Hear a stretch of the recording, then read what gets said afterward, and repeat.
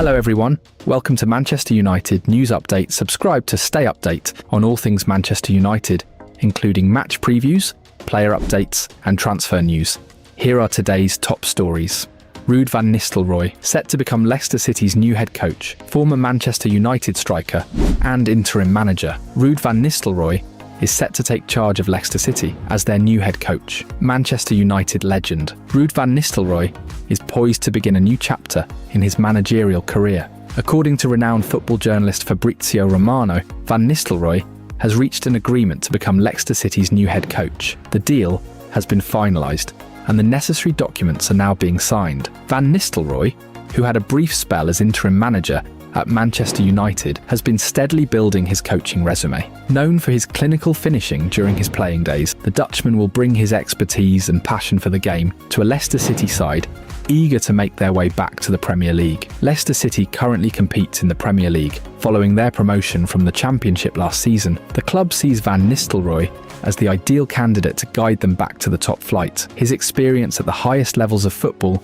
both as a player and a coach, is expected to bring a fresh perspective and renewed energy to the team. Van Nistelrooy's appointment will be officially announced soon, marking a significant moment for both him and Leicester City. Fans of the Foxes will be eager to see how he shapes the team and implements his vision as they aim for promotion. For Manchester United supporters, seeing Van Nistelrooy take on a managerial role at another club is a reminder of the impact he has had on the game. During his time at Old Trafford, he scored 150 goals in 219 appearances, earning legendary status.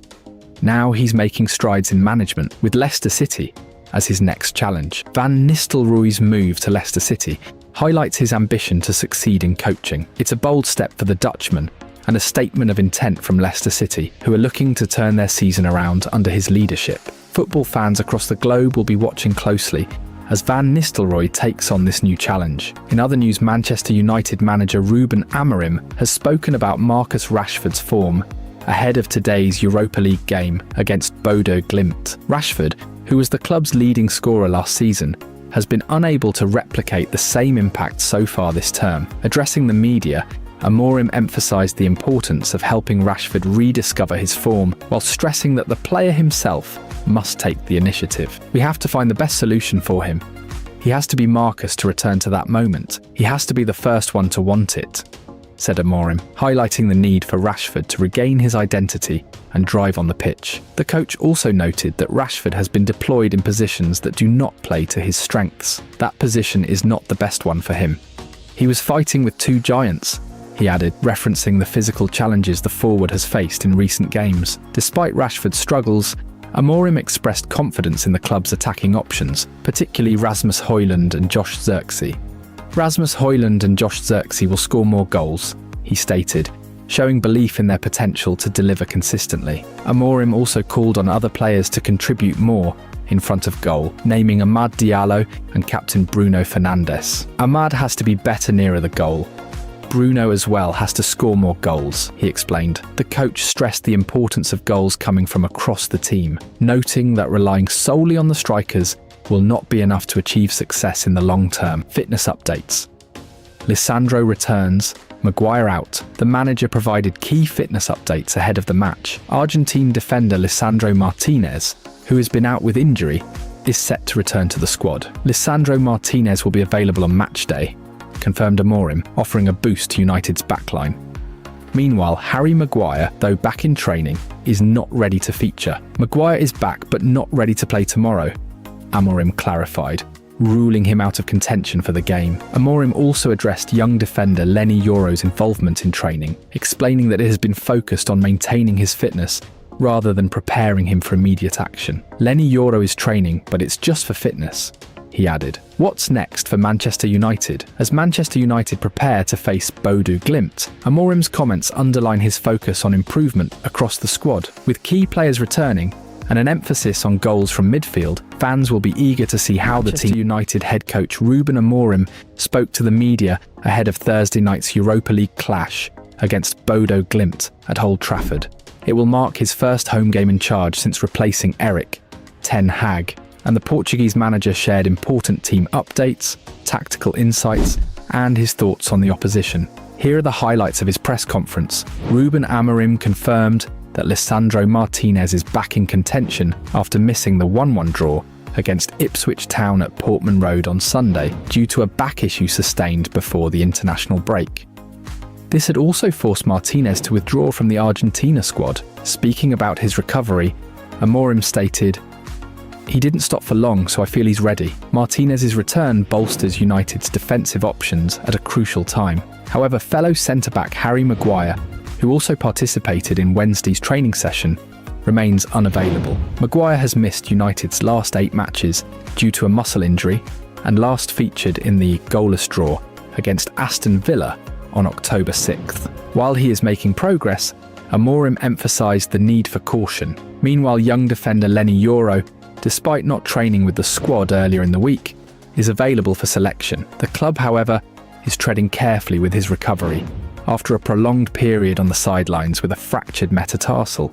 Amorim took the opportunity to discuss United's recent performances and the adjustments being made to integrate his playing philosophy. Reflecting on the Ipswich game, he admitted there were challenges in adapting to his style of play, but expressed confidence in his players' ability to adjust. These are different dynamics. We have to play in different systems because nowadays, teams change their approaches. The power of our structure is in adapting to these changes.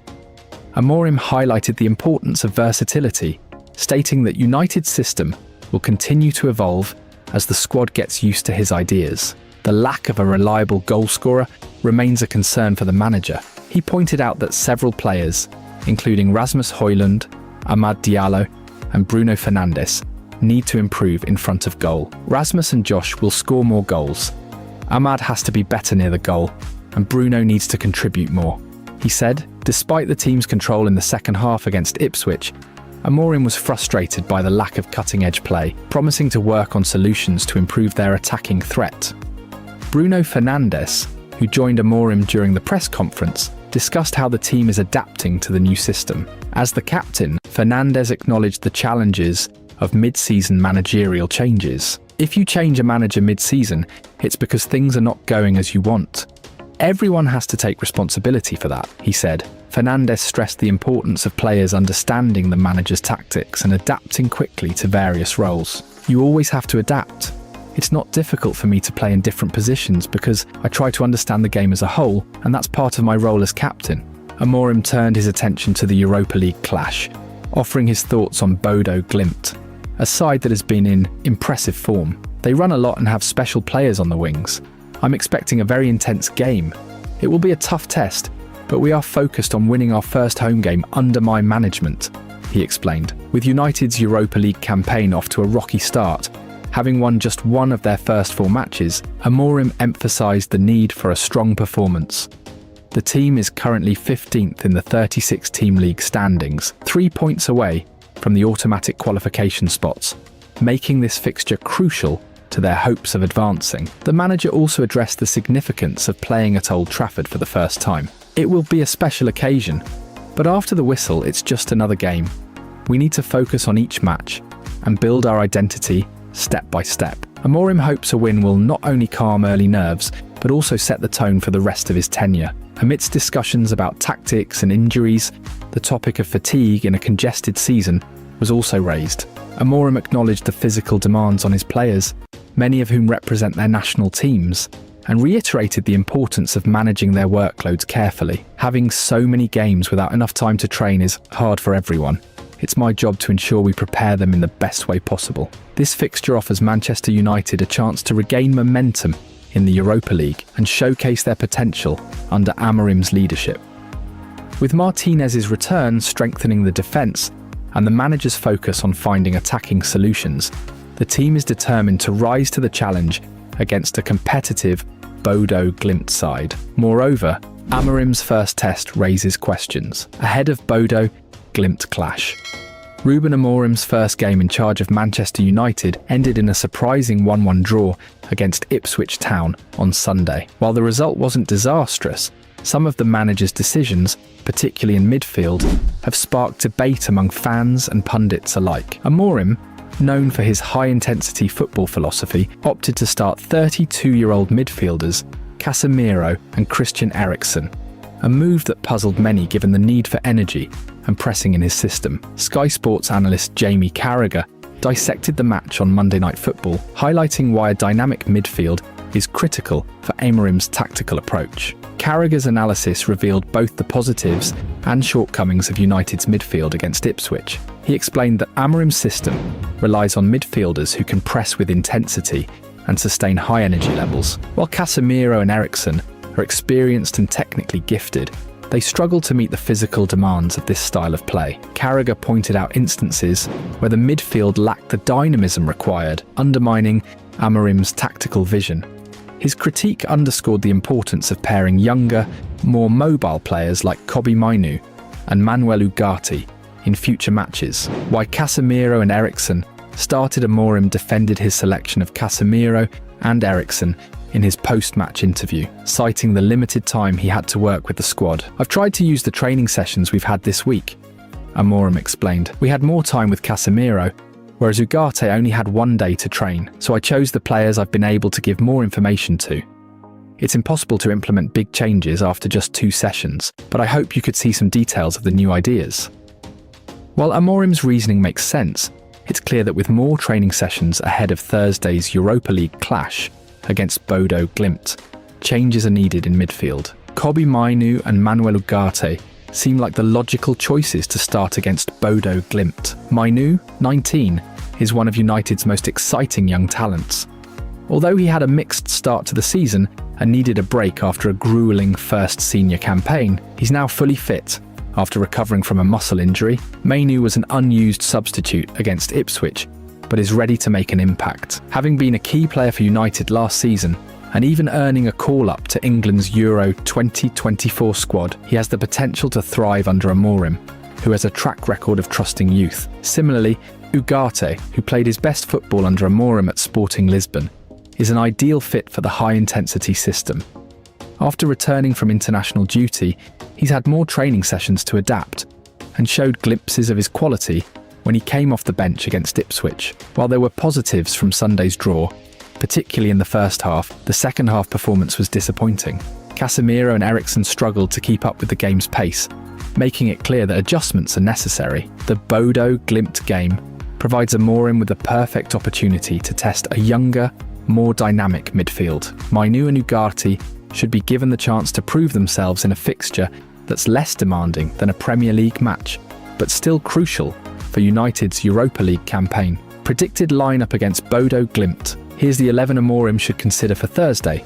Goalkeeper, Onana defence, Mazraoui, De Ligt.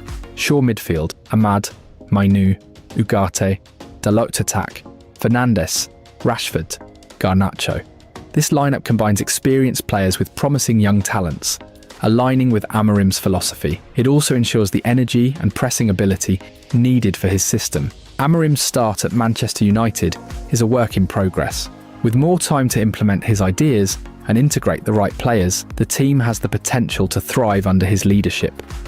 The upcoming match against Bodo Glimt will be another step in the journey, and fans will be eager to see if the young midfield duo of Mainoo and Ugarte can help deliver Amorim's vision on the pitch.